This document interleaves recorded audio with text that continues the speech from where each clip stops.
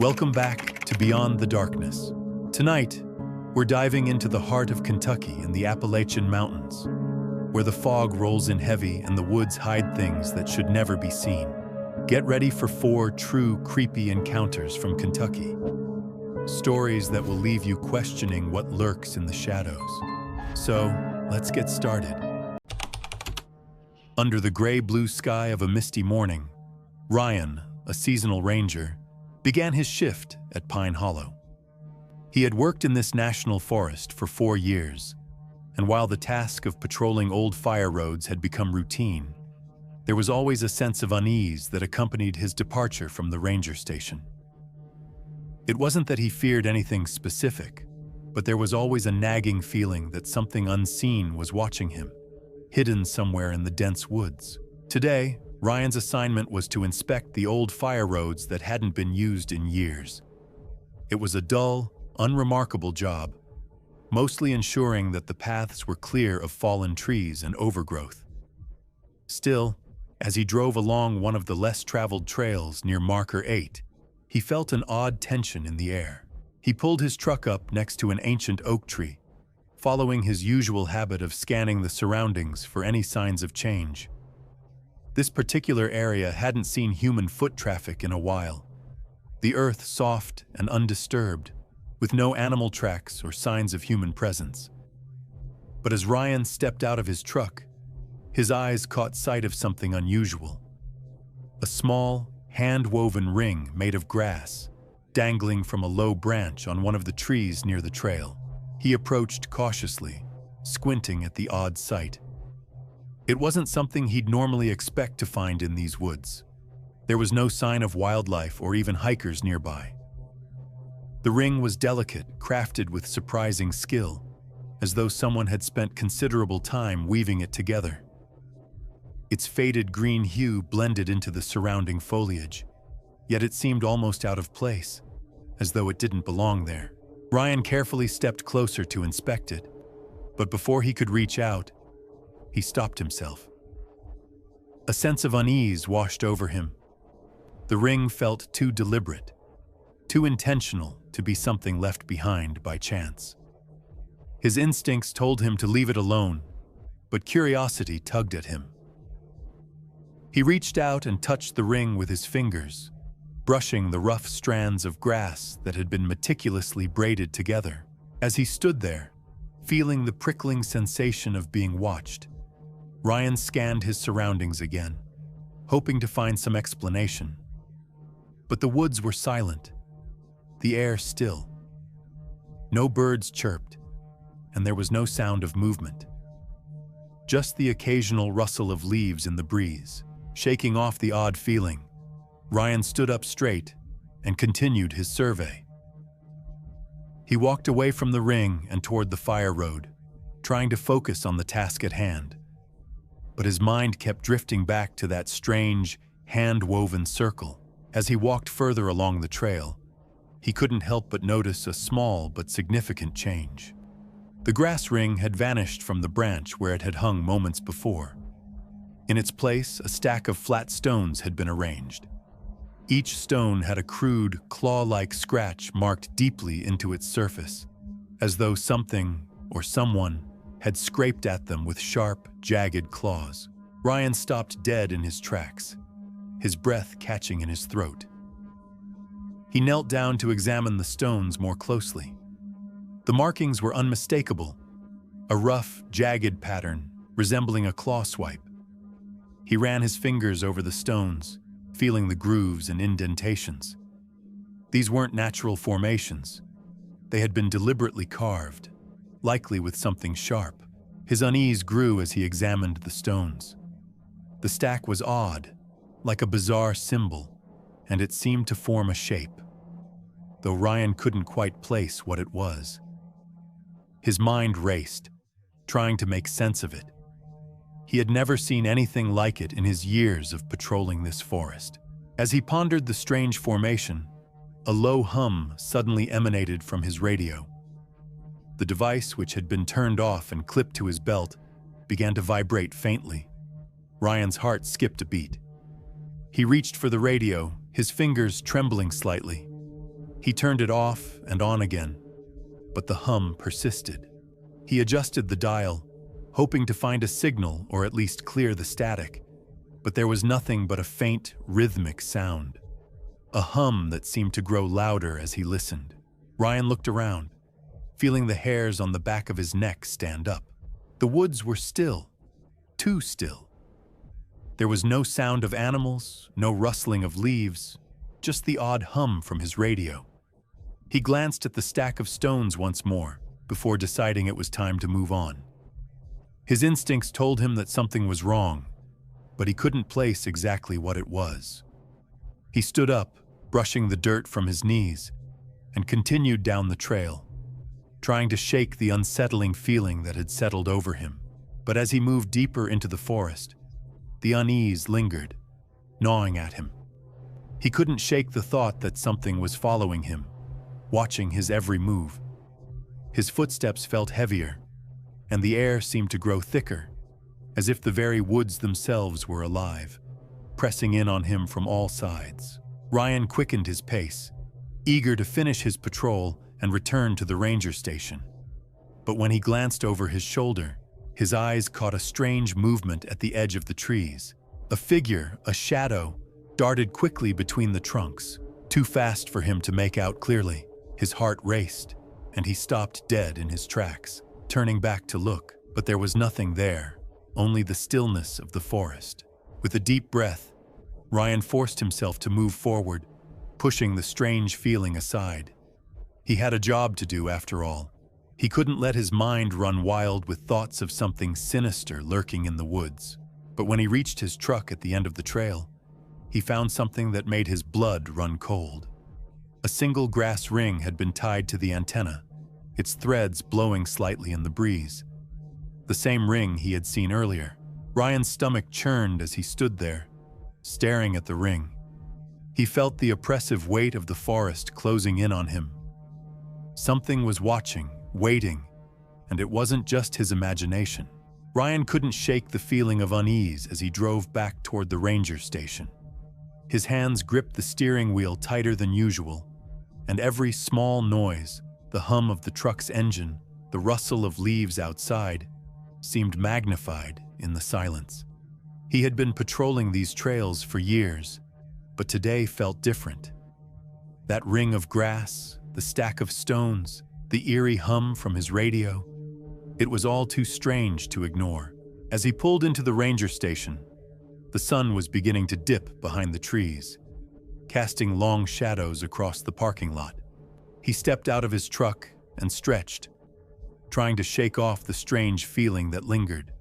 His partner, Rachel, was already sitting at the station's small desk, filling out some reports. "Everything go okay out there?"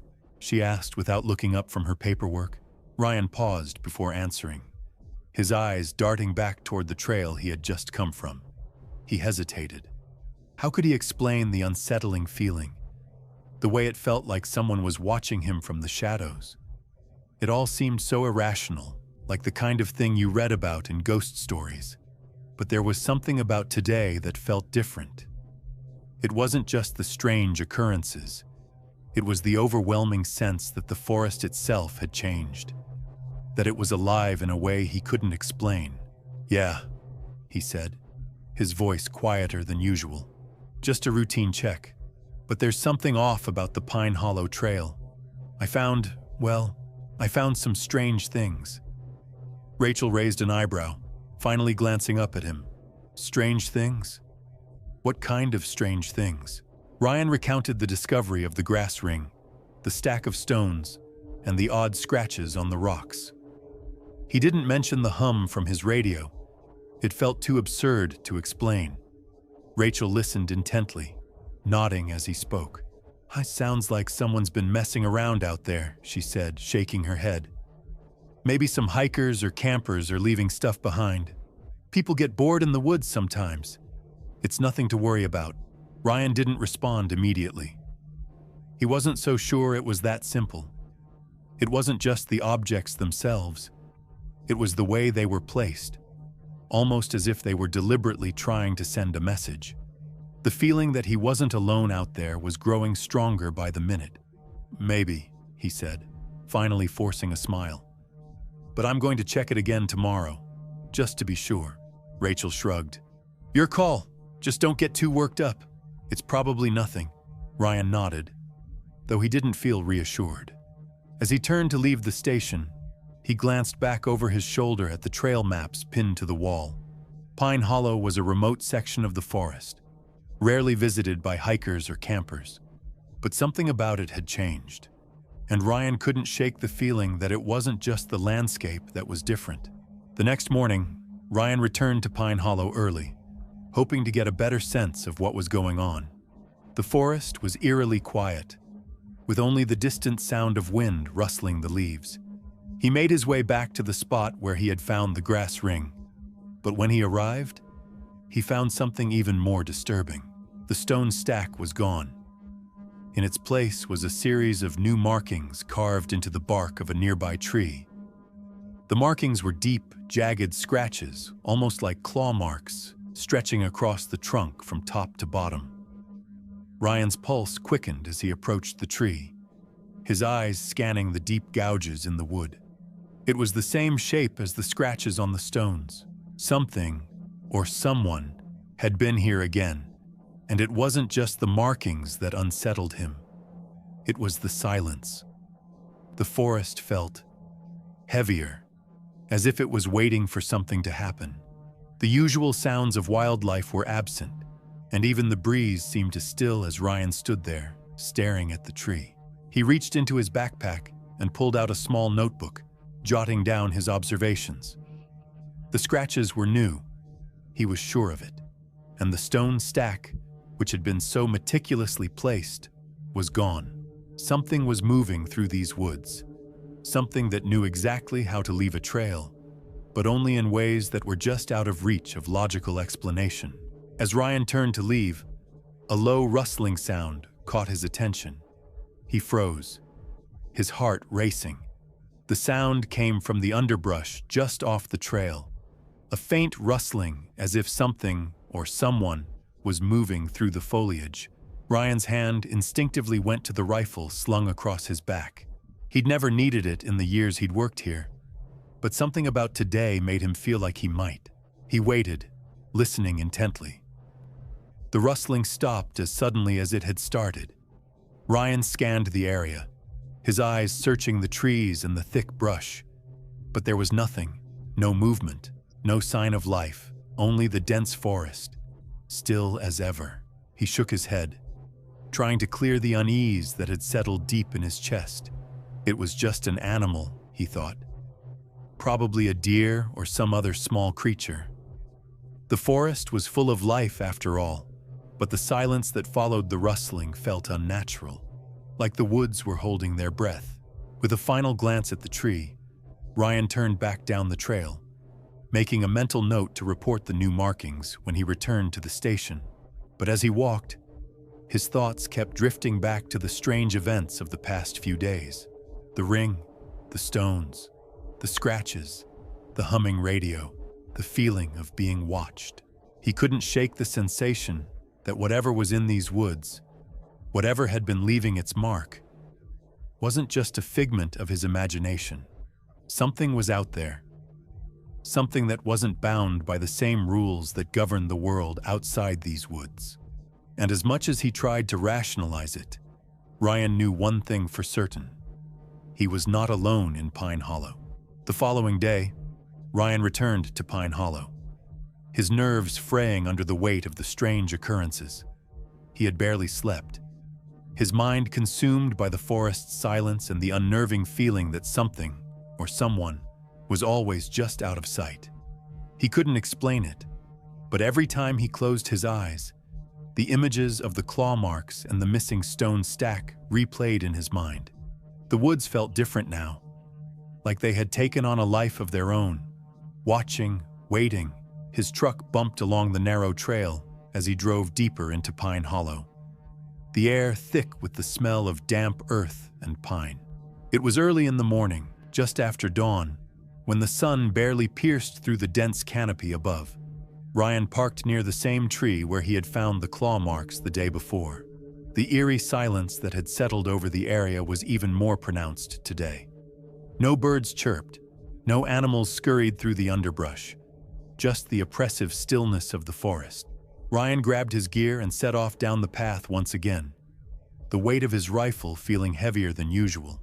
The forest seemed to close in on him with each step, the trees pressing closer, their shadows stretching long across the trail. He couldn't shake the sensation that something was moving just beyond his line of sight, that unseen eyes were tracking his every move. As he neared the spot where the tree had stood, the silence was broken by a low, distant sound. It was soft at first, like a whisper carried on the wind. But then it grew louder, more distinct, whispers like hushed voices rising from the underbrush. Ryan froze, his hand instinctively reaching for his radio. But the voices faded, just as quickly as they had appeared. He slowly advanced toward the tree, his heart pounding in his chest. The claw marks were still there, deep and jagged, running across the bark in a way that didn't seem natural. He examined them more closely, his fingers tracing the rough lines. They didn't appear to be made by an animal. They were too deliberate, too precise. It was as if something or someone had used something sharp, something unnatural, to carve into the tree. A sudden crack of a branch broke the silence, sending Ryan into a startled stance, rifle raised.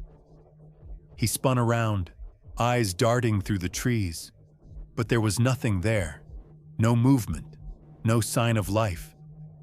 The whispers began again, only this time they were closer. Ryan could hear them now, faint but unmistakable, like murmurs in a language he didn't recognize. The hairs on the back of his neck stood on end.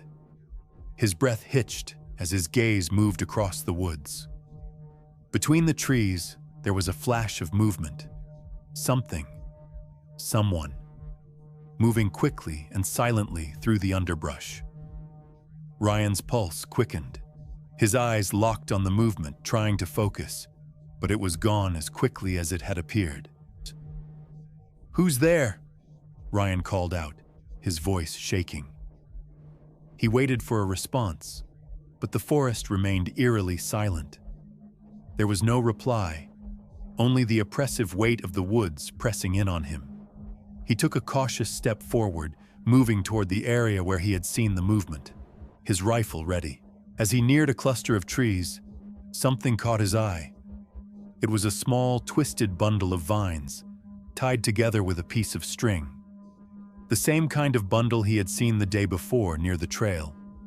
This time, however, it wasn't hanging from a branch. It was lying on the ground, partially obscured by the underbrush. Ryan crouched down to examine it, his mind racing.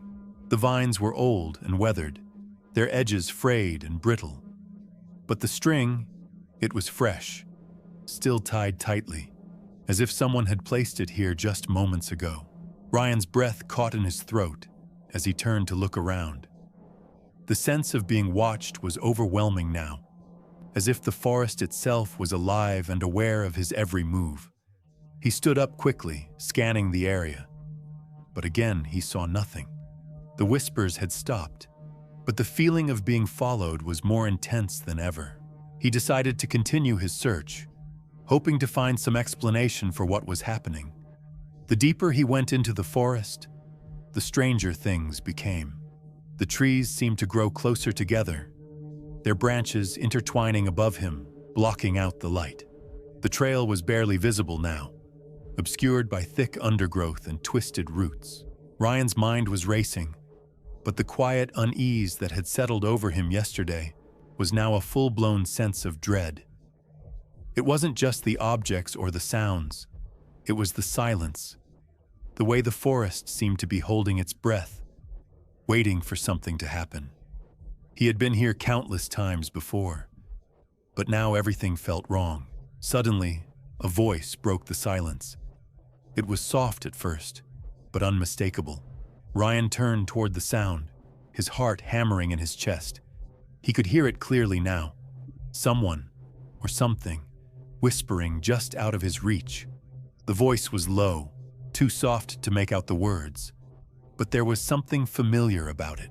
He had heard that voice before. "Who's there?" Ryan shouted, his voice louder now, filled with growing panic. But there was no response, only the rustling of leaves and the distant sound of branches snapping underfoot.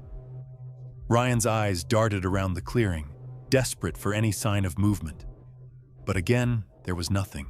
Then, out of the corner of his eye, Ryan saw them. 3 figures, standing motionless at the edge of the clearing, their eyes reflecting the beam of his flashlight. They were pale, their features obscured by tangled hair, but Ryan could see their eyes, wide, unblinking, and eerily bright in the darkness. They didn't move, didn't speak. They simply stood there, watching him. Ryan's breath caught in his throat as he froze, staring at them. His heart pounded in his chest, and for a moment, he couldn't move. The figures remained still, as if they were waiting for him to make the next move. Then, without warning, they turned and disappeared into the trees, moving silently and swiftly, as though they were part of the forest itself. Ryan's legs were frozen to the ground, his body locked in place by the overwhelming fear that gripped him. He stood there, staring at the spot where the figures had vanished, unable to move. He didn't know how long he stood there, rooted to the spot, but when he finally regained control of his legs, he turned and ran, his heart racing, his mind screaming at him to leave. He didn't look back as he made his way out of Pine Hollow, the oppressive silence following him every step of the way. By the time Ryan reached his truck, he was trembling, his breath shallow and fast. He didn't even look at the antenna, though he knew what he would find there. The same grass ring, tied tightly and swinging lightly in the wind. Ryan's hands shook as he started the engine and sped away, the darkness of the forest swallowing him whole. He didn't know what had happened in Pine Hollow, but he knew one thing for sure. Whatever was out there, whatever had been watching him, was still there, and it wasn't done with him yet.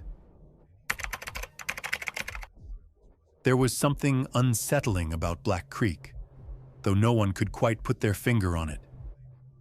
The area was remote, nestled deep in the woods, far from the bustle of civilization.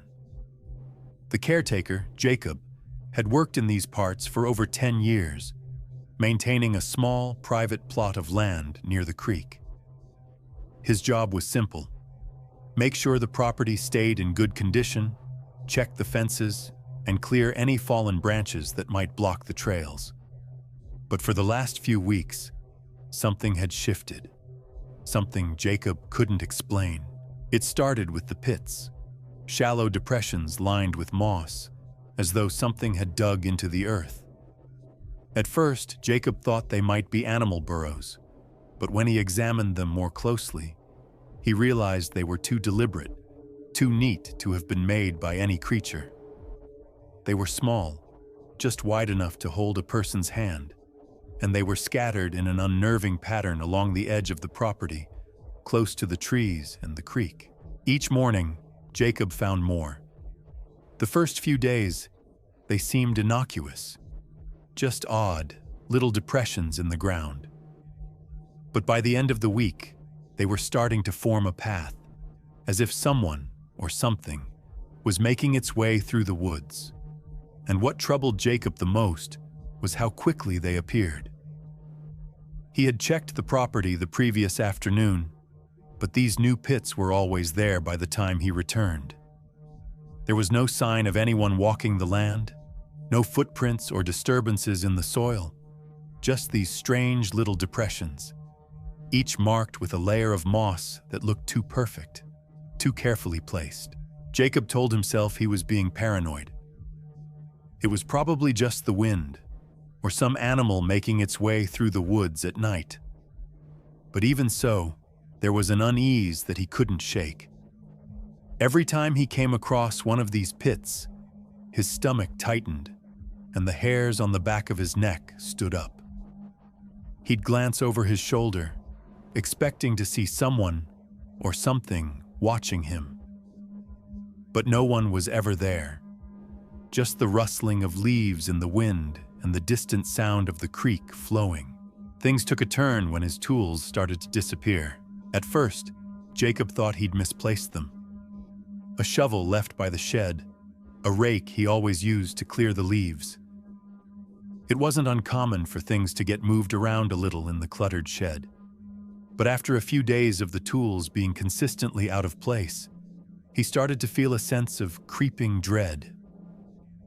One evening, he went to retrieve his rake, only to find it had been moved to the opposite side of the shed.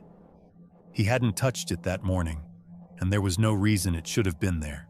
Over the next few days, it only got worse. His tools, spades, axes, and hoes, were constantly shifted from their usual spots. Each time he found one in a different location, he grew more and more uncomfortable. Something about it felt wrong, as if someone was deliberately moving them, watching him from the shadows. But Jacob couldn't shake the feeling that it was more than just misplaced tools. There was a presence on the property, something that didn't belong.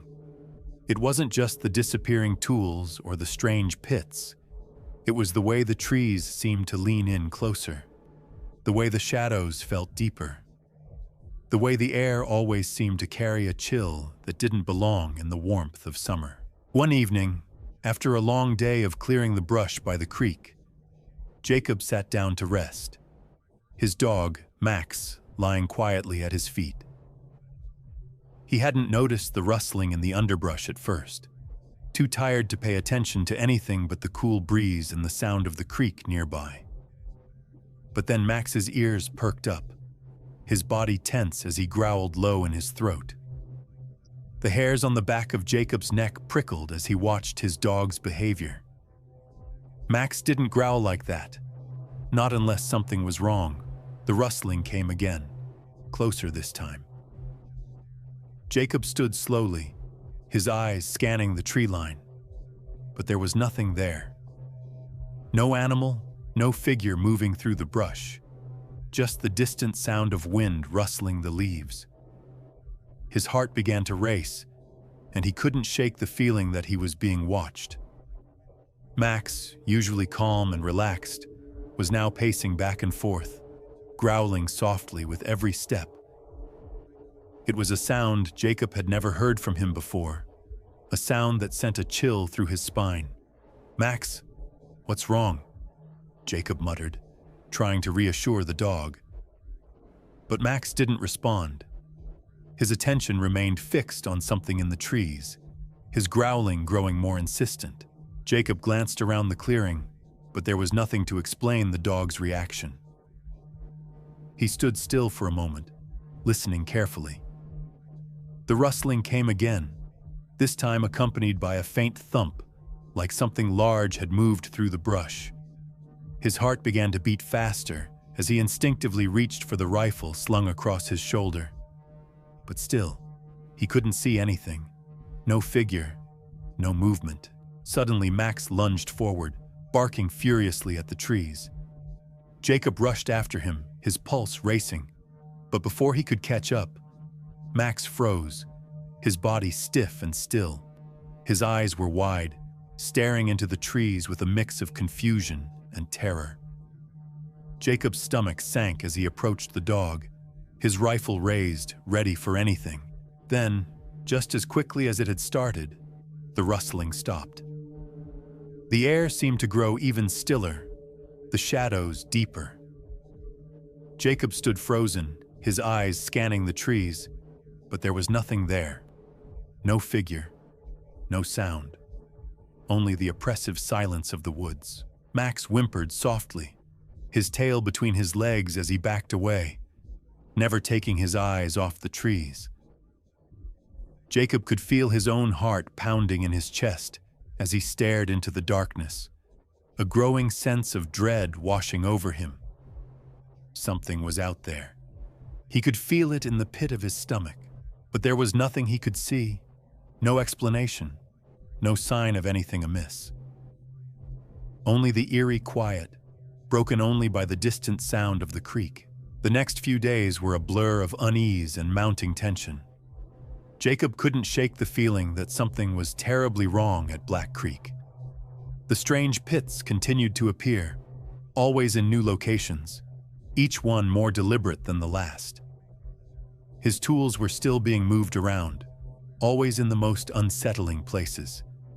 But the most disturbing part was the sense of being watched, the oppressive feeling that something, or someone, was always just out of sight, lurking in the shadows. Jacob tried to push these thoughts aside. He was a practical man, and he had spent years maintaining the land with little incident. But even he had to admit that things were different now. The woods, which had always been a place of peace and solitude, now felt like a dark, suffocating presence, watching his every move. It wasn't just the physical signs, the pits, the tools, the rustling in the underbrush. It was the eerie silence that had fallen over the property. The usual sounds of wildlife, the chirping of birds and rustling of leaves, had all but disappeared. Even Max, who had always been a calm and loyal companion, was on edge. He would growl at nothing, stare into the trees with wide, fearful eyes, and refuse to go anywhere near the creek. Jacob's mind was racing. Something was causing the dog to act so strangely, and something was causing the woods to feel so alive, yet so empty at the same time. But what? What could it be? The answer didn't come until that evening. Jacob had just finished clearing the last of the brush near the creek when he noticed something strange. A pile of his missing tools had appeared by the old shed, arranged in a perfect spiral. The tools were placed in such a way that they seemed to form a pattern, a symbol that Jacob couldn't quite recognize. His breath caught in his throat as he walked closer, his eyes tracing the spiral. It was as if someone, something, had taken the time to arrange his tools in a deliberate, almost ritualistic manner. He knelt down, examining the tools. There was a shovel, a rake, his trusty axe, all the tools that had gone missing in the past few days. But there was something else. At the center of the spiral, nestled between the tools, was a small, crude map scratched into the dirt. The map was unfamiliar, a rough sketch of the property with an X marked at the edge of the creek, near the spot where Jacob had first noticed the strange pits. It was a place he had visited countless times before, but now it felt different. The X seemed to call to him, drawing his attention as if it held some secret he wasn't supposed to know. Jacob stood up, his heart pounding. The air felt thick, almost electric, and a strange feeling of dread settled in his chest. His instincts screamed at him to leave, to get out of the woods before whatever was out there found him. But the curiosity that had driven him to this point wouldn't let him turn back now. He glanced at Max, who was sitting a few yards away. His ears perked and his eyes locked on the same spot where Jacob had found the map. The dog's body was stiff, his tail low, and his growl was a low, warning rumble deep in his chest. Jacob's breath quickened as he looked around. He knew what Max was sensing. Something was out there, something that neither of them could see. Against his better judgment, Jacob decided to follow the map's trail. He picked up the tools and placed them back in the shed, locking the door behind him. The sense of unease that had settled over him intensified as he walked toward the creek. Each step felt like a weight pressing down on his chest, and the trees seemed to close in around him as he moved deeper into the woods. The path marked on the map led him to a secluded part of the creek, one that was overgrown with thick vines and tall grass. The water here was slow-moving, dark and murky, unlike the rest of the creek, which had a clearer flow. As Jacob approached the water's edge, he noticed something strange. The ground was soft, almost spongy, and there were large, dark shapes in the water. The shapes were too still, too unnatural, and they made the hairs on the back of his neck stand up. He squatted down, his eyes narrowing as he peered into the water.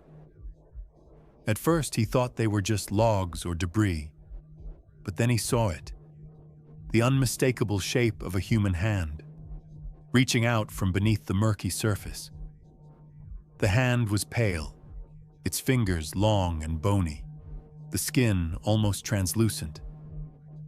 It was as if something, was reaching up from the depths of the creek, trying to claw its way to the surface. Jacob recoiled in horror, his stomach churning as he backed away from the water.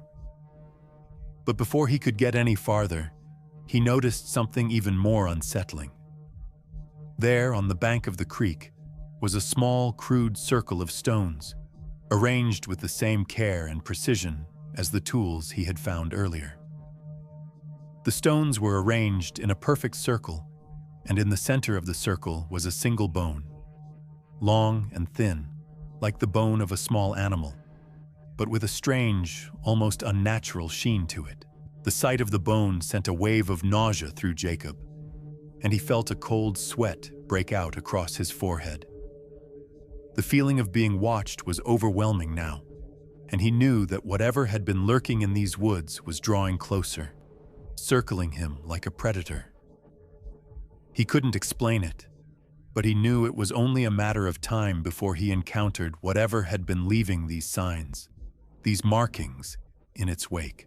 Max's growl broke through the silence, low and menacing.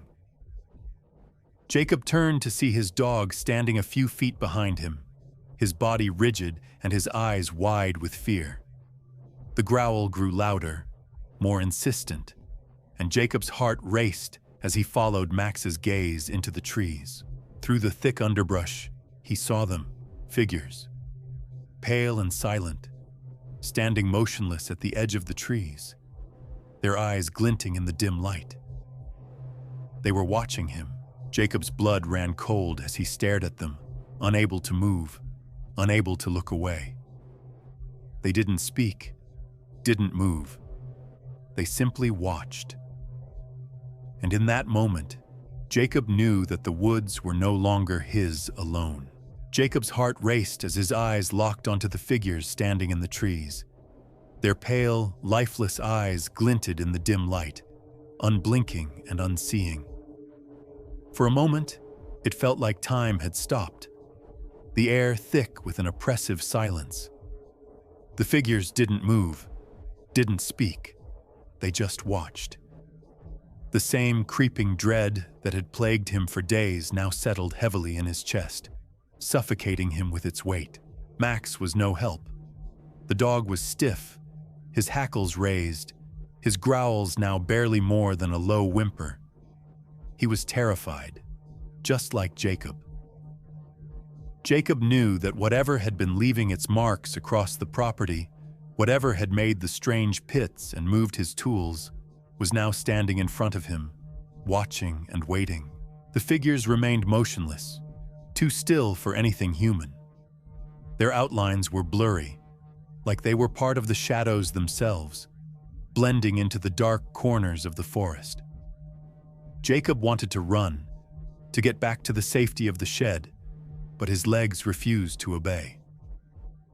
It was as if the forest itself had gripped him, holding him in place, forcing him to face what he had tried to deny for so long.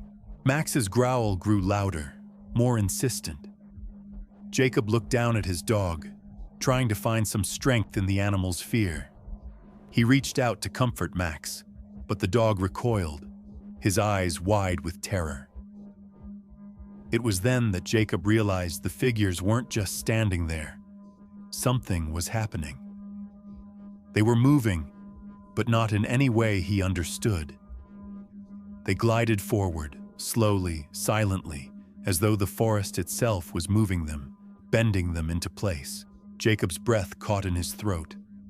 The figures were coming closer, their motion too smooth to be human, their movements erratic and unnatural. It was like they were drifting, not walking, their feet never quite touching the ground. Jacob took a slow step back, his hand trembling as he reached for his rifle. But when he pulled it from his shoulder, he realized something horrifying. The rifle was gone. Panic surged through him. He had checked it earlier. It had been securely fastened, ready to be used.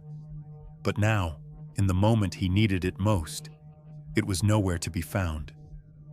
His mind raced, his heart pounding in his chest as the figures grew closer. The realization hit him hard. They weren't just watching him anymore. They were coming for him. Max barked, a high-pitched, desperate sound that echoed through the trees. The figures stopped, their eyes shifting toward the dog. Jacob could see the faintest glimmer of recognition in their eyes, as though they understood the dog's fear. But instead of retreating, they closed in, their movements slow but deliberate. There was no sound, no sign of struggle, just the oppressive stillness that hung in the air. A sudden rustling behind him made Jacob spin around, his breath caught in his throat. Another figure, emerging from the underbrush, was standing at the edge of the creek, its pale face just visible in the dim light. This one was different from the others. It was taller, its body more defined, more solid. It seemed to be watching him with a more focused, deliberate intensity, and Jacob felt a cold wave of dread wash over him. Max was no longer barking. The dog had fallen silent, his body frozen, his eyes locked onto the figure.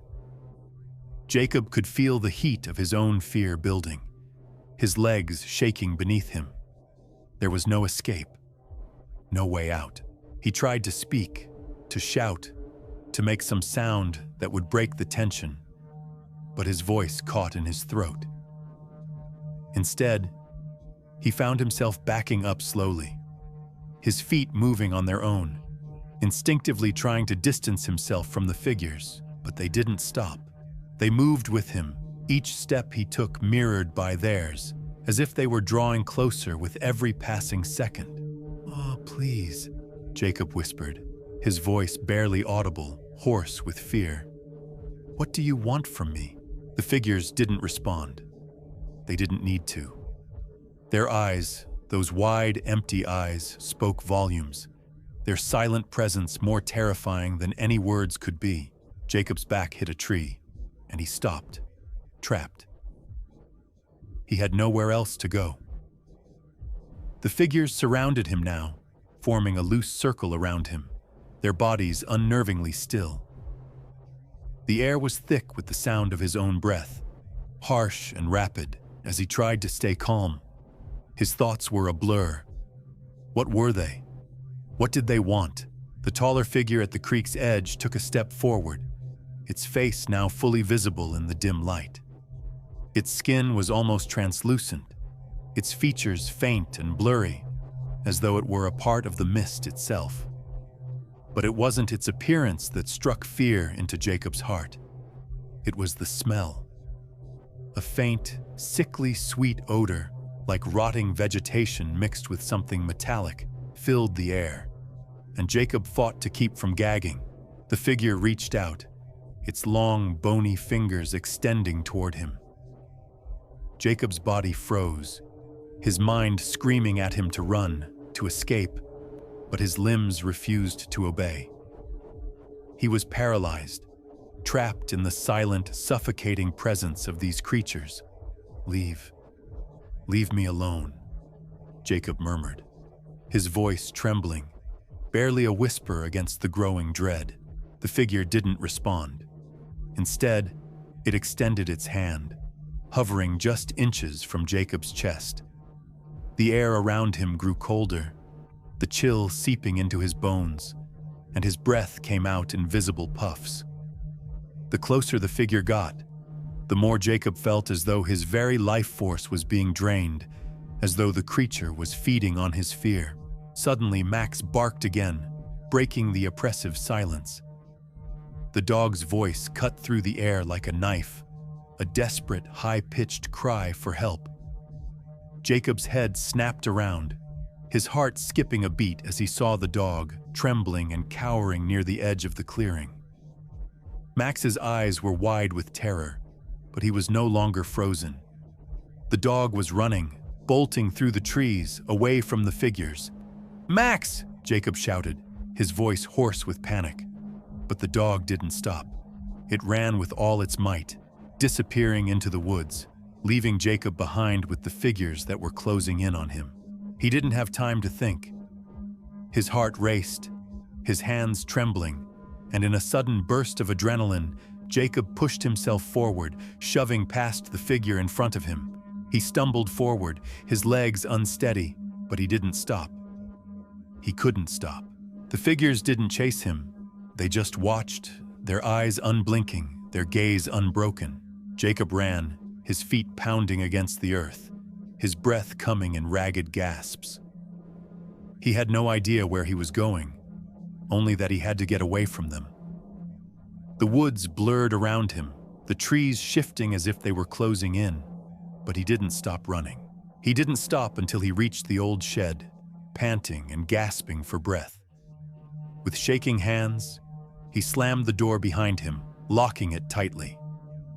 For a moment, he just stood there, staring into the dark, his body trembling with fear. The figures were gone, but he knew, deep down, that they were still out there, waiting, and Jacob knew that they were not finished with him yet.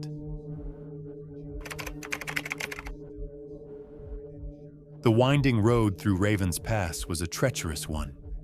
Narrow, carved into the side of a steep mountain, it weaved through thick fog and dense forest, making it one of the least traveled paths in the area. There were warnings posted at both ends of the pass, cautioning drivers about the sharp curves, the unpredictable weather, and the occasional rock slides.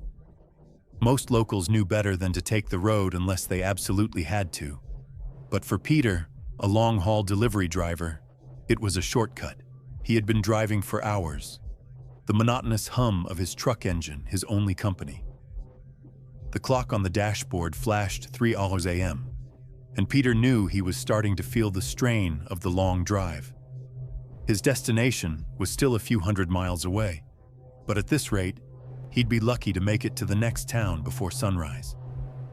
He had taken the Ravens Pass route to cut time, hoping to avoid the slower, more populated highways. As Peter rounded a tight curve, the fog thickened. It came in waves, swirling in and out, blurring the lights of his truck and casting everything in a ghostly white glow. He slowed down, squinting into the haze, trying to make out the road ahead. He'd driven through fog like this before, but there was something about it tonight that felt different. There was an unnatural stillness to the air, a quiet that settled deep in his bones.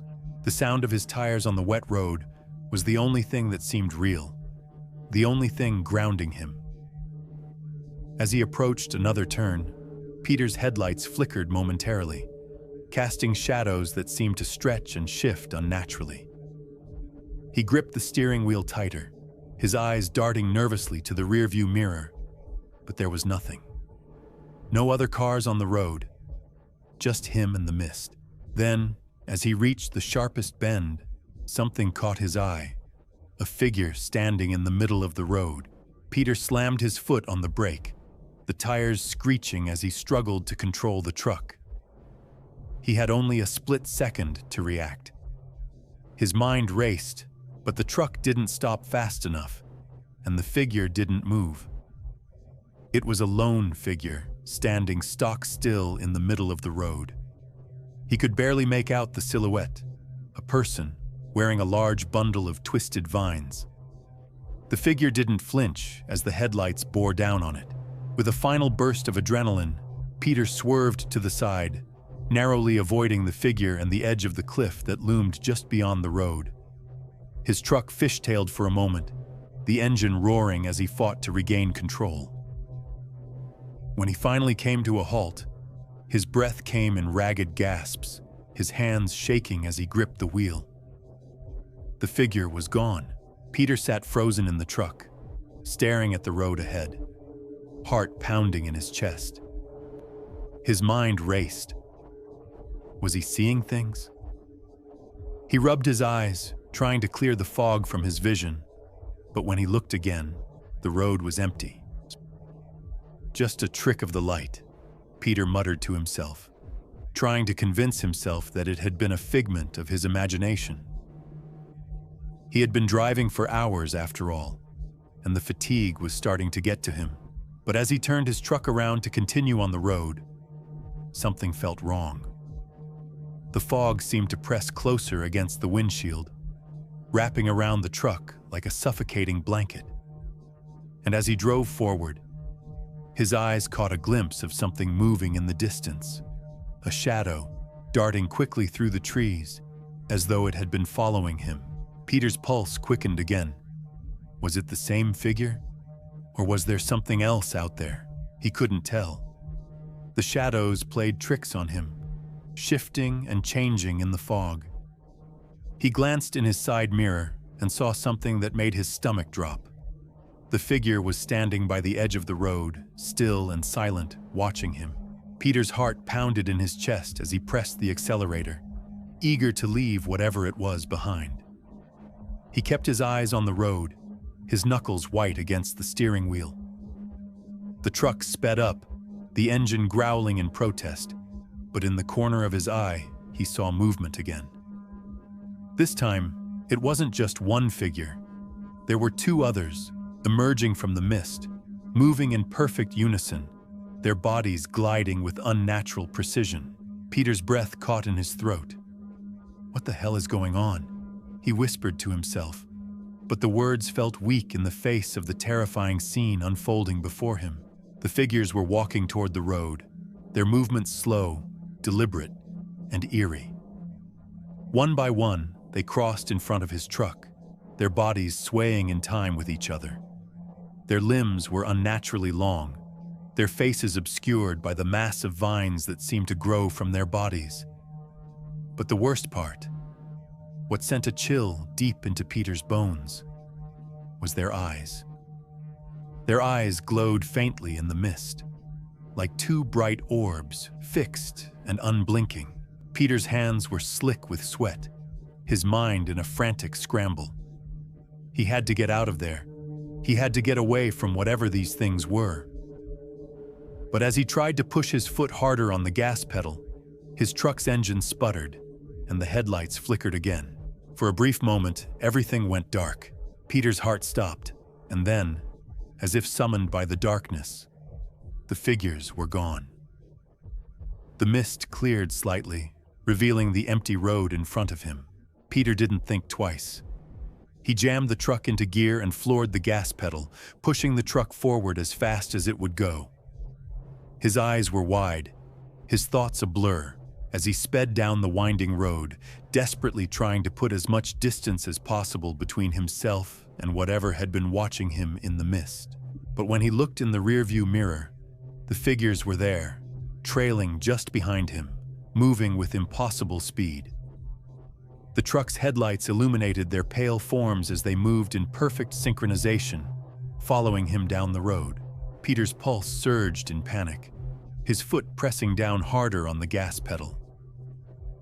This can't be happening. This can't be real. The figures never wavered, their glowing eyes locked on him as they crossed Raven's Pass, silently and relentlessly pursuing him through the mist. Peter's truck roared down the winding road, the tires screeching as he fought to maintain control. The fog pressed in on all sides, thick and impenetrable, swallowing the headlights and transforming the world into a blur of gray. The figures, those haunting, vine-wrapped shadows, were still there in the rearview mirror, moving relentlessly in unison. They were too fast, too precise, keeping up with him despite the speed at which he drove. His heart pounded in his chest as his hands trembled on the steering wheel. The truck's engine screamed in protest, but Peter couldn't slow down. The figures were getting closer. He could see their glowing eyes in the reflection, their twisted forms growing larger in his mirror with every second. He slammed his foot down harder on the accelerator, the truck lurching forward with a burst of speed. but it felt like they were still closing in on him. His mind was racing, but no rational explanation came. He had heard the stories about Raven's Pass, the local legends of ghostly travelers and phantom figures that haunted the fog, but he had always dismissed them as superstitions. Now, as he sped through the pass, he was living those stories, and they were far worse than anything he had imagined. The figures had crossed the road with such eerie precision, their movements synchronized and deliberate, as though they were part of the very landscape itself. But what terrified Peter the most wasn't their strange, unsettling movements or their glowing eyes. It was the silence. Not a sound came from them, not a whisper, not a footfall. Just the soft rustling of the mist around them, their form gliding over the ground as if they weren't even bound by the same rules of reality. Peter risked another glance at the rearview mirror. His breath caught in his throat. They were closer now, too close. The shadows of their forms were stretching unnaturally long, their limbs impossibly thin, as if the mist was pulling them forward. His pulse surged in panic. He couldn't outrun them. He couldn't escape. The road ahead seemed to stretch forever, the curves of Raven's Pass growing tighter, the drops steeper. Peter's grip on the wheel tightened. He didn't know where the road would take him, but he couldn't stop now. Not with those things behind him. Then, the headlights flickered again. The engine sputtered once more, and for a split second, everything went dark. Peter's stomach dropped. He was coasting now, barely keeping the truck from veering off the road. His foot was still pressed firmly on the gas, but the truck felt sluggish, the engine struggling to keep up. The figures in the rearview mirror, however, hadn't slowed at all. They were still coming. The truck jolted back to life, just as Peter thought it might give out. The headlights blinked back on, and the figures were still there, closer than ever, just behind him.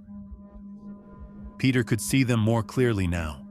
Their faces were obscured by the thick vines and tendrils that seemed to grow directly from their skin. But their eyes, those piercing, hollow eyes, were unmistakable. They glowed with an unnatural light, like twin orbs that bore into him with relentless focus. Peter's breath came in ragged gasps. His mind was spiraling. He had to stop. He had to pull over, do something, anything to try and make sense of this madness. But when he glanced around, he realized with a cold dread that the road had begun to change. The familiar curves had given way to something more sinister, a stretch of the pass that he didn't recognize. The trees around him had grown thicker, their trunks twisted and gnarled, as though they were reaching out to block his way. No, no, no, Peter muttered under his breath, his voice shaky. This wasn't right. This wasn't the road he knew. This wasn't Raven's Pass anymore. The mist seemed to grow thicker, the shadows darker, and the truck began to feel like a prison. He could feel the eyes of the figures behind him, the weight of their gaze pushing down on him like a physical force. The road ahead twisted sharply to the left, and Peter tried to steer into the curve. But the truck didn't respond. The tires skidded, and the truck veered dangerously close to the edge of the cliff. Peter gritted his teeth and jerked the wheel, fighting against the panic that gripped him. The figures, now visible in his headlights, crossed the road again, moving in eerie, synchronized patterns. They weren't just following him now.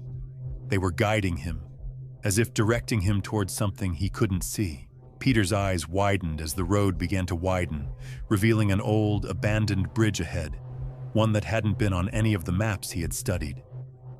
The wooden structure was rickety, barely holding together, and the moment he saw it, his mind screamed for him to stop, to turn around, to escape. But the figures were ahead now, and they were waiting for him. The truck's headlights illuminated the bridge, and Peter could see the boards creaking under the weight of the truck. The shadows of the figures stretched across the bridge, their movements gliding with impossible grace as they waited for him to approach. Peter slammed his foot on the brake, but the truck kept moving, as if the road had a mind of its own. The figures stepped forward, their glowing eyes fixed on Peter's truck, their bodies bending in unnatural ways as they crossed the bridge in front of him. One by one, they moved, their limbs swaying and twisting like branches in the wind. Peter had no choice but to keep going, his foot frozen on the accelerator. He was being drawn in, pulled forward by the figures as if they had taken control of the very road itself. Suddenly, the truck lurched forward, as if it had hit an invisible barrier. Peter's stomach flipped as the vehicle jolted, the engine stalling again. He could feel the truck sliding toward the edge of the bridge. The mist was thick now, swirling around him, suffocating the world in white. The figures were standing on the bridge, still watching, their eyes never leaving him. Peter's pulse quickened. No, not now. The truck was on the edge. One wrong move, and it would plummet into the ravine below. Panic surged through him, but before he could react, he saw it. A figure stepping closer, its face now visible, its hollow eyes locking with his. The figure spoke, its voice a whisper, carried on the wind. You are lost now. You belong to Raven's Pass. And with that, the truck's engine sputtered for the last time, cutting to a deafening silence. The world seemed to stand still as the truck's engine coughed and sputtered to a stop. Peter's hands gripped the steering wheel, numb with fear. The figures were still on the bridge, their faces now clear in the headlights, their eyes glowing with an unearthly light. He could feel their gaze piercing into him, their silent presence pressing in on all sides, suffocating him in the dead air of the pass. He didn't know how long he had been frozen there, his foot still pressed on the brake, the truck teetering dangerously close to the edge of the bridge. The sound of his breath, ragged and shallow, filled the truck cabin, but there was no other sound.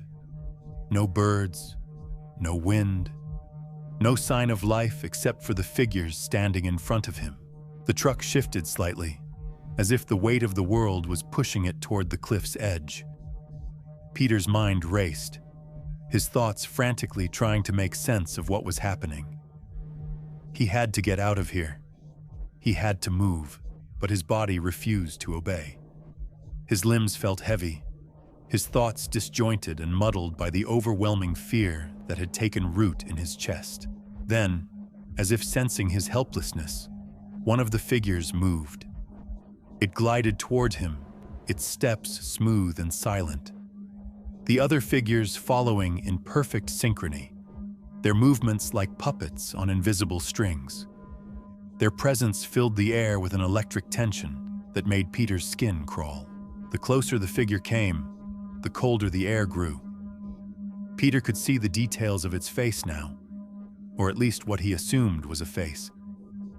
It was gaunt, its features sharp and angular, but it was covered by layers of vines that seemed to grow and twist, their tendrils wrapping around the creature's head. The vines were alive, pulsating with some sort of energy, shifting as if they were part of the figure itself. Peter's breath hitched as the figure stopped just in front of the truck, its hollow eyes locked on his. He could feel the weight of its gaze pressing down on him, suffocating him, until he thought he might suffocate from the sheer intensity of it. "You've seen too much," the figure whispered, its voice soft but clear, cutting through the thick fog. "Now you're ours." Peter's heart raced, his hands trembling as he reached for the door handle. But before he could act, the figure raised a hand. The air around him seemed to warp, twisting and bending as if the very fabric of reality was being pulled apart. Peter's body jerked back in his seat as an invisible force slammed into him. His head spun, the world blurring in and out of focus. "You will cross with us," the figure continued, its voice echoing in his mind, more powerful than before. "All who pass through Raven's Pass must pay the price." Peter's mind screamed for him to move, to run, but he couldn't. He was paralyzed, trapped in the truck, unable to move as the figures surrounded him. He could feel the presence of each one of them, their eyes locked on him, their twisted forms closing in, their ghostly fingers outstretched toward him. The fog thickened again, swirling around the truck like a living thing, pressing against the windows, obscuring his view. He could hear the rustling of the vines, the soft whispers that seemed to come from everywhere at once, filling his ears, his mind. He was being drawn in, drawn toward the edge of the bridge, as if something was pulling him, guiding him. He could see the mist curling in front of him, dark shapes moving just out of sight. The truck was no longer his own. It was part of the nightmare, part of the eerie procession that moved through Raven's Pass. The figures stepped back in unison, as if giving him space to move. Peter's eyes widened. It felt as if he had no control over his own body. The truck began to move forward, its engine starting up once more, its tires rolling slowly over the rotting wood of the bridge. The figures followed, their long limbs stretching unnaturally as they crossed the bridge in perfect synchrony. Peter didn't know where the road was taking him. He didn't know where the figures were leading him. But he could feel it, the tug, the pull. Something was drawing him deeper into the mist, deeper into whatever hellish fate awaited those who wandered into Raven's Pass. And then, as if the universe itself had decided to take one final cruel twist, the bridge groaned. The wood beneath the truck shifted, creaking with the weight of the truck as it moved further onto the structure. Peter's heart skipped a beat, and he glanced quickly at the edge of the bridge. The drop was dizzying. The ravine beneath the bridge yawned like a gaping mouth, the rocks far below barely visible through the mist. The truck lurched forward again, and Peter felt a jolt of terror shoot through him. He looked back at the figures, their eyes now gleaming brighter, their twisted forms getting closer. It was only a few seconds before the truck's front tires hit a weak patch of wood. With a sickening crack, the entire bridge shifted. Peter screamed as the truck tipped forward, sending him sliding toward the edge. His hands scrambled for the steering wheel, trying to regain control, but the vehicle was already halfway over the edge. His stomach dropped as the truck lurched, the fog swallowing everything around him. And then, just as quickly as it started, everything stopped. The truck hung there, suspended in the air, the figures standing on the bridge, watching, waiting. Peter's breath caught in his throat. He didn't know if he had crossed into the abyss or if the figures had somehow suspended time itself. All he could see were their eyes, glowing with that same cold, unfeeling light. The figure closest to the truck spoke again, its voice echoing louder now, as if it was coming from all directions at once. "You will remain with us. The past, the future, they are the same here. Time does not matter in Raven's Pass. We are the past. We are the future." Peter's mind was racing, his thoughts in a chaotic frenzy. This was it. He was trapped, caught in a loop that he couldn't escape. The figures had him now, and he had crossed the threshold of Raven's Pass. The mist closed in, the figures stepped closer, and Peter realized that there would be no escape. Raven's Pass had claimed him, and as the truck finally plunged into the ravine below, he heard their voices in his mind, whispering endlessly, "You are ours."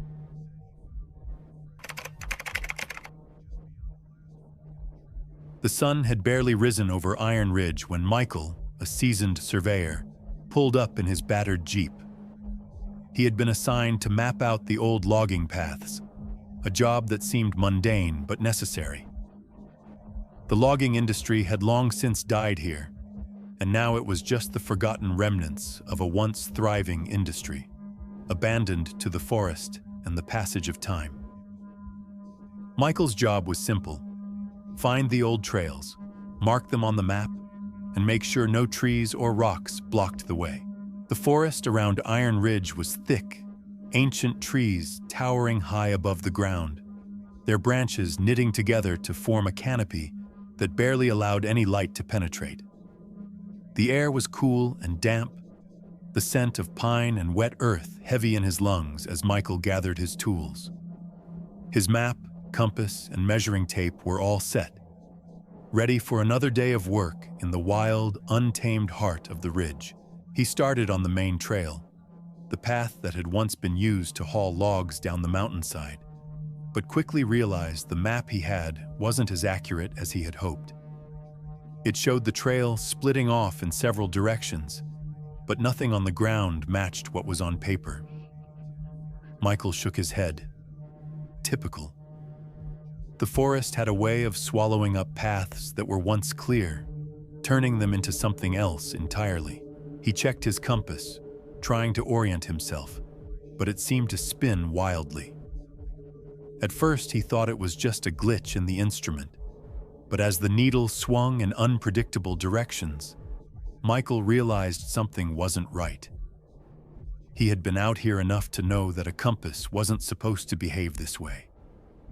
He frowned, trying to figure out what was causing the disturbance, but there was no obvious reason for it.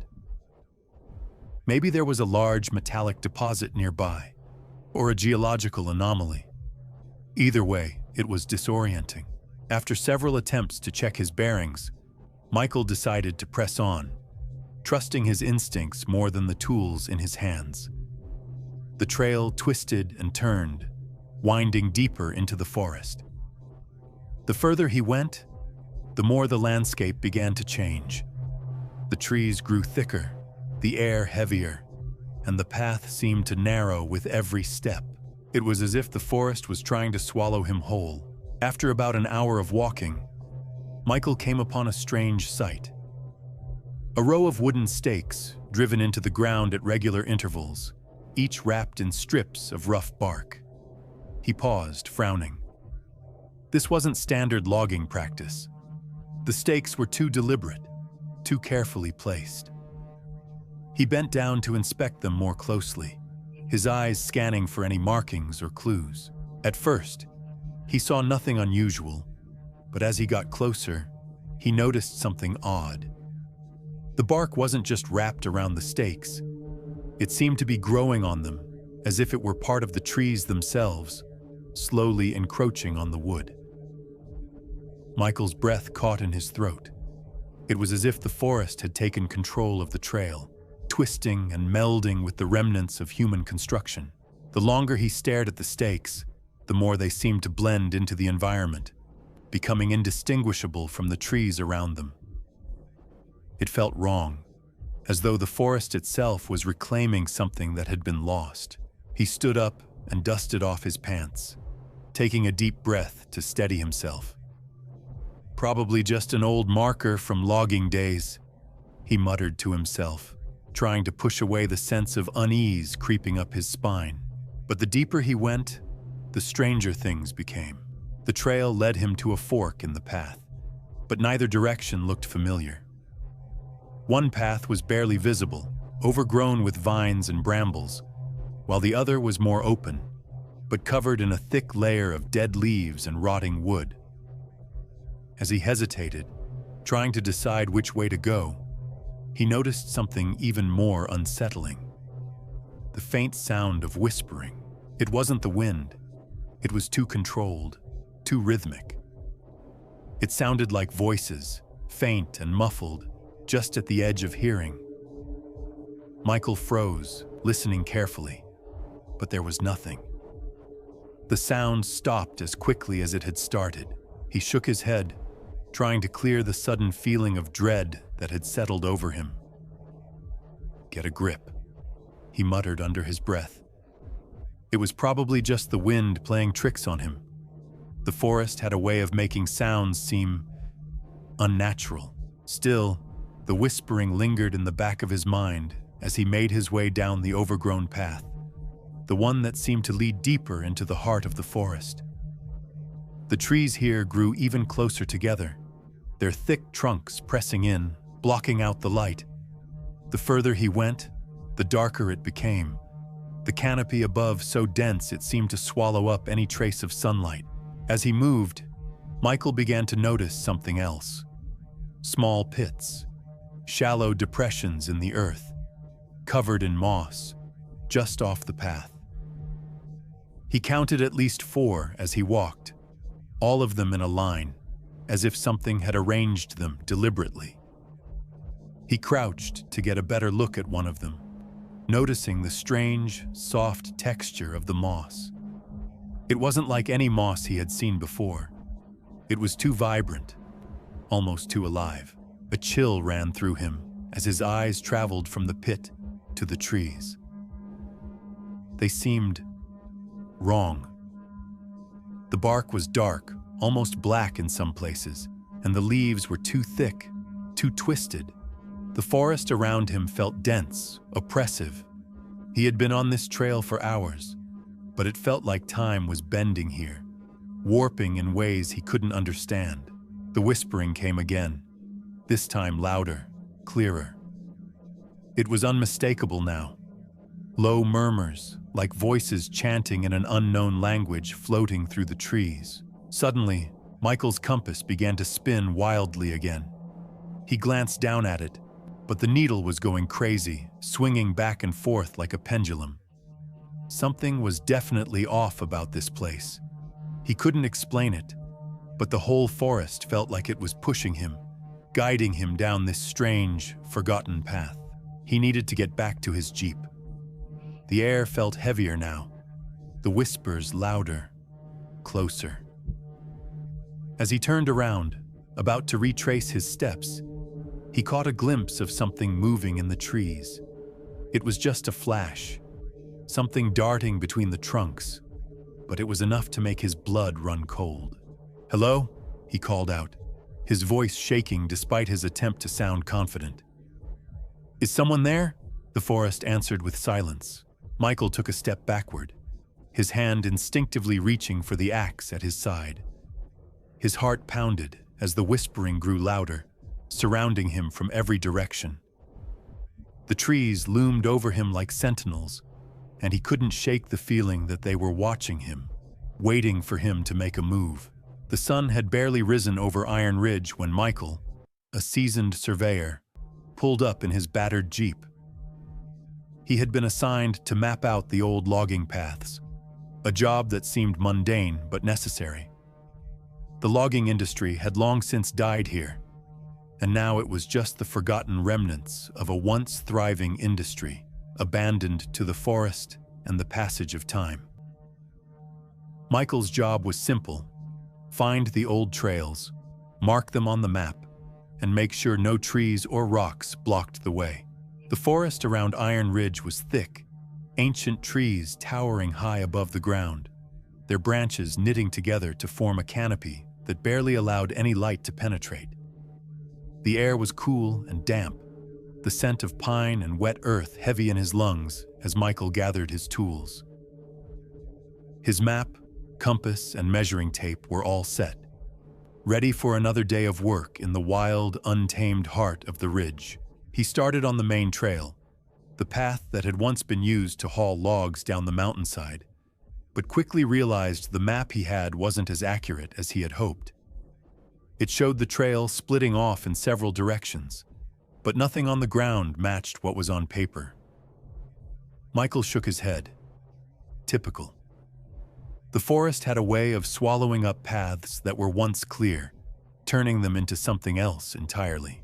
He checked his compass, trying to orient himself, but it seemed to spin wildly. At first, he thought it was just a glitch in the instrument, but as the needle swung in unpredictable directions, Michael realized something wasn't right. He had been out here enough to know that a compass wasn't supposed to behave this way. He frowned, trying to figure out what was causing the disturbance, but there was no obvious reason for it. Maybe there was a large metallic deposit nearby, or a geological anomaly. Either way, it was disorienting. After several attempts to check his bearings, Michael decided to press on, trusting his instincts more than the tools in his hands. The trail twisted and turned, winding deeper into the forest. The further he went, the more the landscape began to change. The trees grew thicker, the air heavier, and the path seemed to narrow with every step. It was as if the forest was trying to swallow him whole. After about an hour of walking, Michael came upon a strange sight. A row of wooden stakes, driven into the ground at regular intervals, each wrapped in strips of rough bark. He paused, frowning. This wasn't standard logging practice. The stakes were too deliberate, too carefully placed. He bent down to inspect them more closely, his eyes scanning for any markings or clues.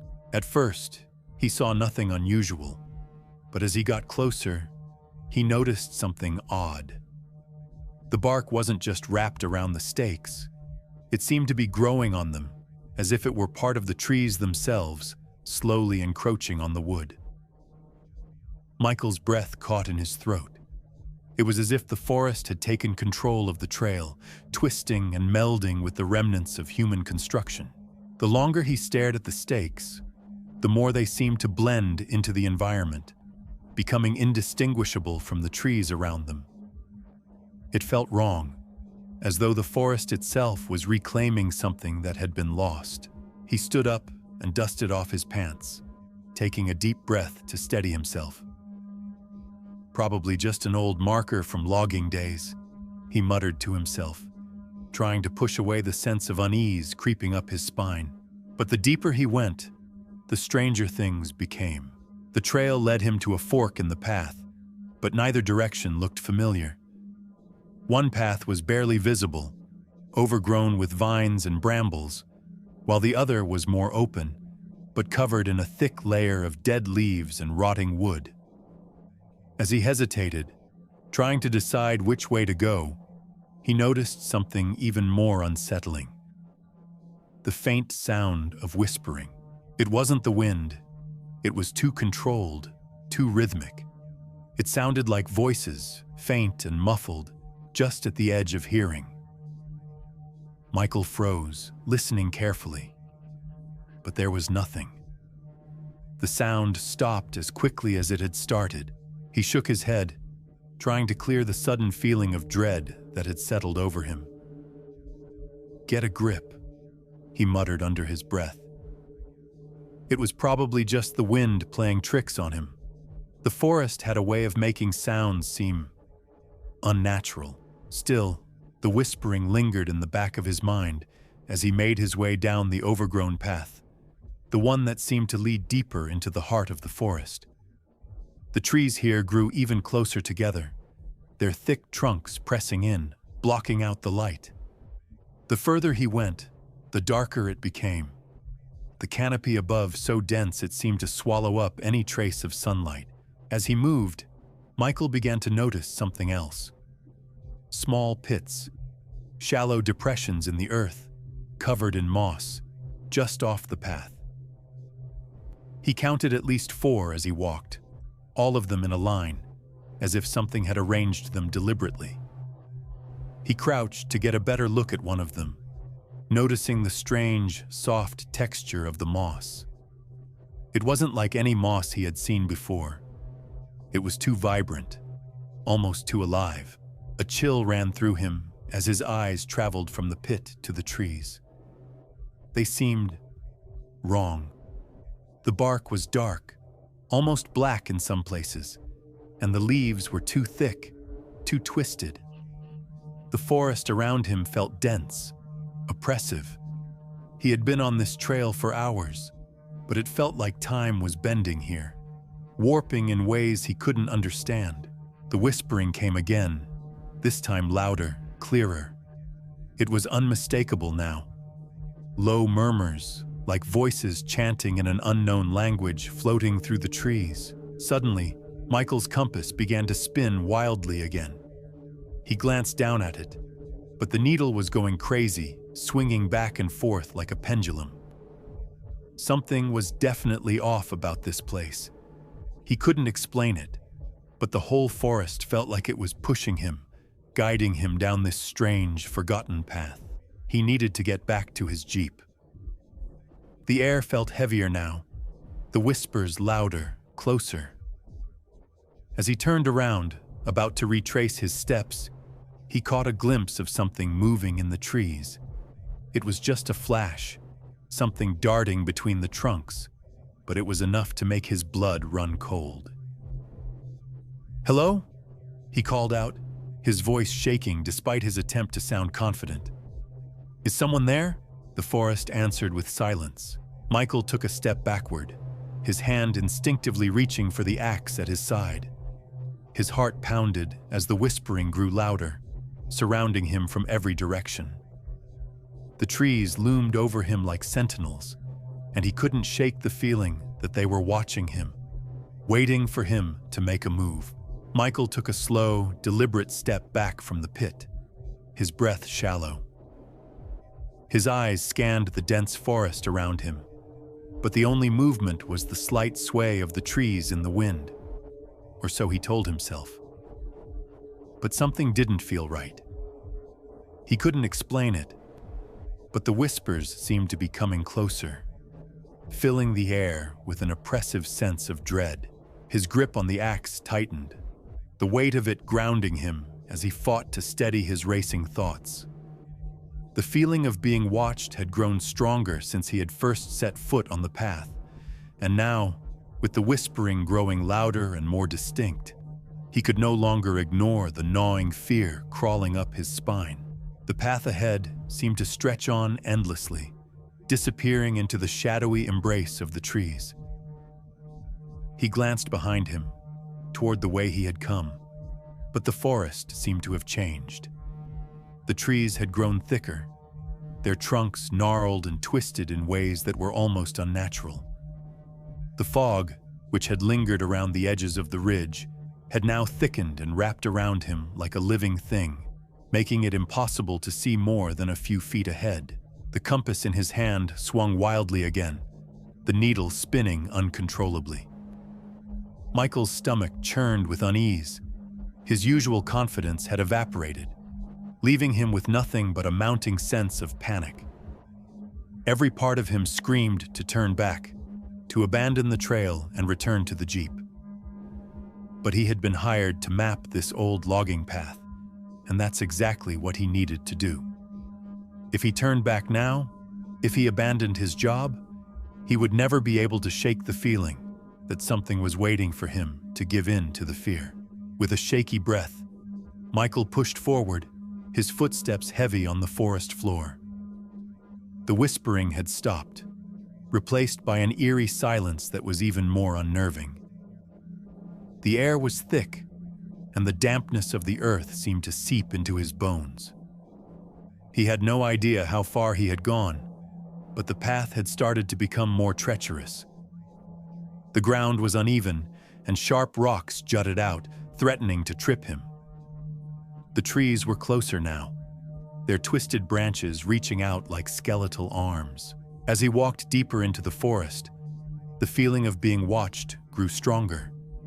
He could hear something moving in the underbrush behind him, but when he turned around, there was nothing. Only the trees, the mist, and the oppressive silence. It was as if the forest itself was alive, aware of his presence, watching his every step. Suddenly, he stopped dead in his tracks. Ahead of him, just beyond the next curve in the trail, he could see something moving. At first, he thought it was a trick of the light, the mist playing tricks on his eyes. But as he focused, he saw it clearly. 3 figures standing at the edge of the trail, their outlines hazy in the fog. Michael's heart skipped a beat. The figures were still, motionless, like statues carved from stone. They were dressed in tattered clothing, their faces obscured by a mass of long, dark hair. The most unsettling part, however, were their eyes. They glowed faintly in the dim light, bright and unblinking, locked onto him. He took a hesitant step forward, his breath caught in his throat. The figures didn't move. They just stood there, watching him.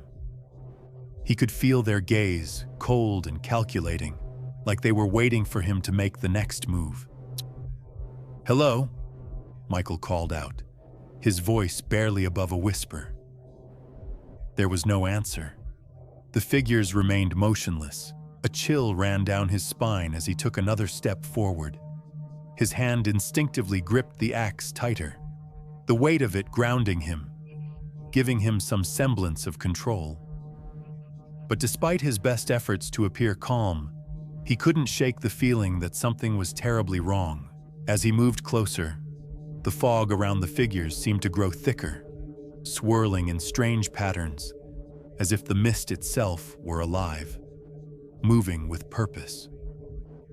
Michael stopped just a few feet away from them. His eyes searched their faces, but their features were hidden beneath the tangled mess of hair. Only their eyes were visible, glowing with that unnatural light. He reached out a hand, trembling, wanting to touch one of them, to see if they were real. But just as his fingers were about to make contact, the figure closest to him moved. It was slow at first, a slight twitch of its head. Then its body shifted, twisting unnaturally. Michael took a step back, his heart racing in his chest. The figure slowly turned toward him, its head jerking at an impossible angle. Its eyes locked onto his. The whispering returned, louder now, filling his ears with unintelligible words.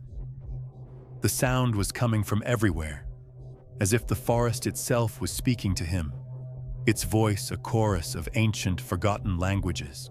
In an instant, the figure stepped forward, closing the distance between them. Michael stumbled backward, his heart hammering in his chest. He tried to speak, but his throat was dry, his voice caught somewhere between fear and disbelief. What do you want?" Michael managed to croak, his voice barely audible. The figure didn't respond. Instead, it reached out toward him, its hand stretching unnaturally long, its fingers coated in a thick, dark substance that looked like sap. The figure's hand brushed against his arm, cold and clammy, and Michael felt an icy jolt of panic shoot through him. The figure's grip tightened, pulling him closer. "Stay," it whispered, the words so soft and cold that it felt like it was spoken directly into his mind. Michael struggled, but the figure's grip was like iron, its cold fingers digging into his skin. He tried to wrench himself free, but the more he pulled, the tighter the grip became. A low, guttural growl rumbled from the figure's chest, and Michael froze. Its face was inches from his, its glowing eyes burning into his soul. He could feel the weight of its gaze, the pressure building in his chest, suffocating him. "Stay with us," the figure whispered again, its voice like a wind that rustled through the dead leaves. "You are one of us now." Michael's pulse raced. His mind screamed for him to break free, to escape, but his body wouldn't respond. The figure's hand seemed to sink deeper into his flesh, and the world around him began to darken, the trees fading into shadow as if the very light were being drained from him. Michael's breath caught in his throat as the figure's grip tightened, pulling him closer with an unnatural strength. He tried to break free, his body thrashing against the figure's hold, but it was like struggling against a vice. His chest felt as though it were being crushed. The air sucked from his lungs as the figure's presence loomed over him, heavy and suffocating. The whispering had grown louder, surrounding him on all sides. The voices were incomprehensible, an ancient chorus of sounds, a cacophony that made his skin crawl. It felt as if the forest itself was alive, a living, breathing entity that had trapped him within its grasp. "Let go of me!" Michael shouted, his voice hoarse from the panic that gripped him. But the figure didn't respond. Its eyes glowed brighter now, more intense, locking onto his with an unyielding force. The figure that held him in place moved closer, its twisted, vine-covered face inches from his own. Michael could feel the coldness of its breath, icy and unnatural, brushing against his skin. The smell of decay filled his nostrils. Wet earth, rotting wood, and something else.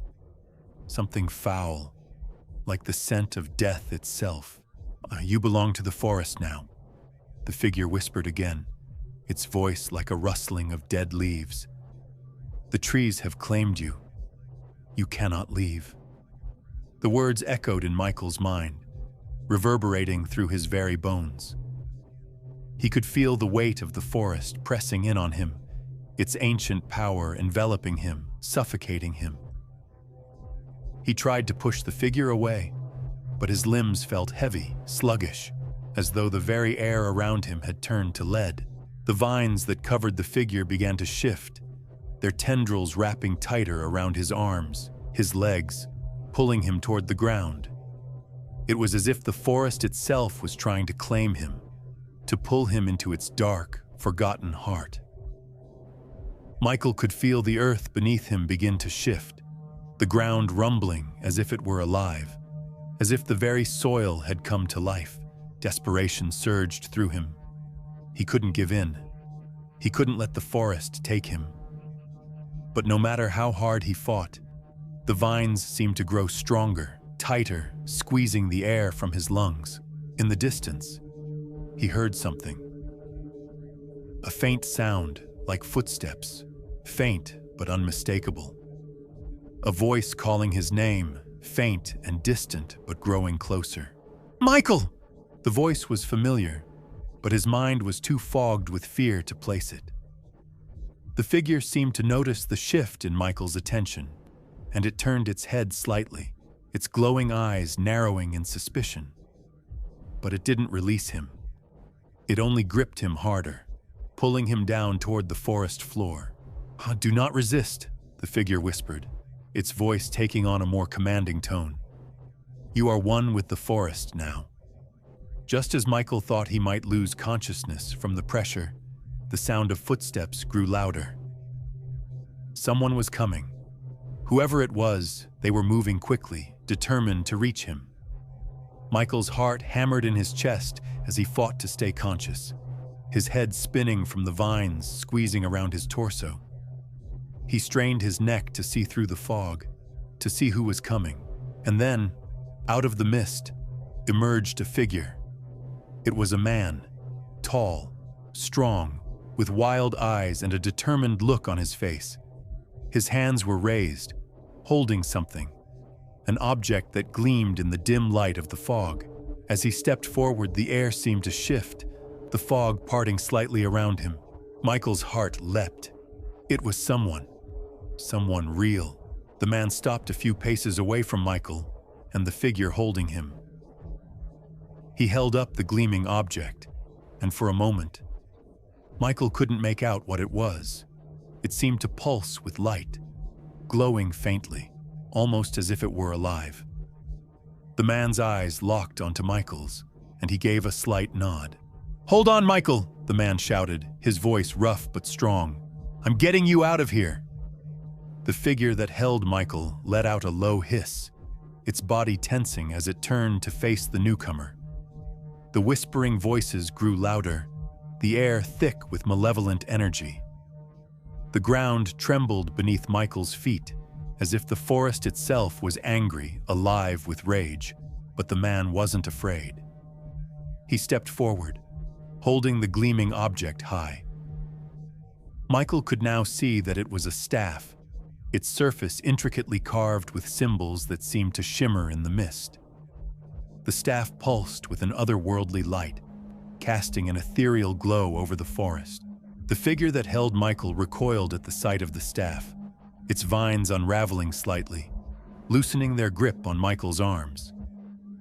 The man raised the staff higher, and the forest seemed to quiet, the whispering voices fading into a deep, oppressive silence. "This forest will not claim him," the man shouted, his voice filled with authority. "By the old rights, I banish you," the figure hissed, a sound so sharp and vicious that it cut through the air like a blade. It bared its teeth, its eyes burning with fury. But it didn't move any closer. Instead, it stepped back, its body writhing as though the staff's light was burning it.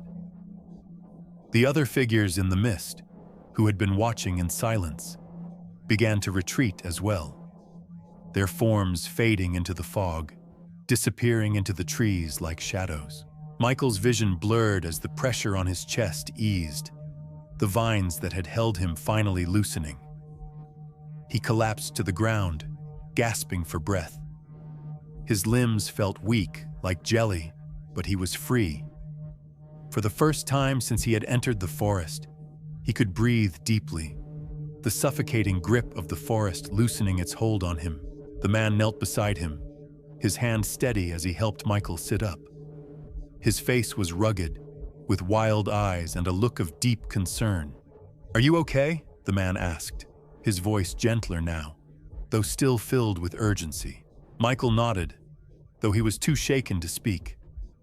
His heart was still racing, his body trembling from the fear and the exhaustion. But he was alive. He was free, for now. I don't know what happened," Michael said, his voice shaky. Those things, they were going to take me.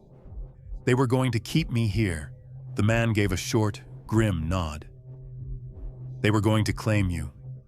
You wandered too far into the forest's heart, into the old ways. But you're safe now. For the moment."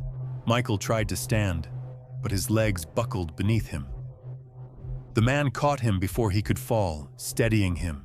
"We need to leave, and we need to do it quickly," the man said urgently, "before they return." Michael glanced back toward the darkening forest, the eerie silence hanging in the air.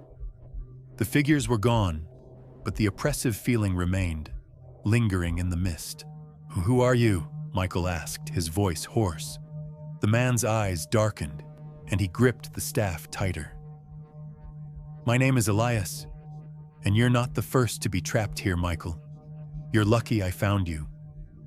But the forest isn't done with you yet. It never is."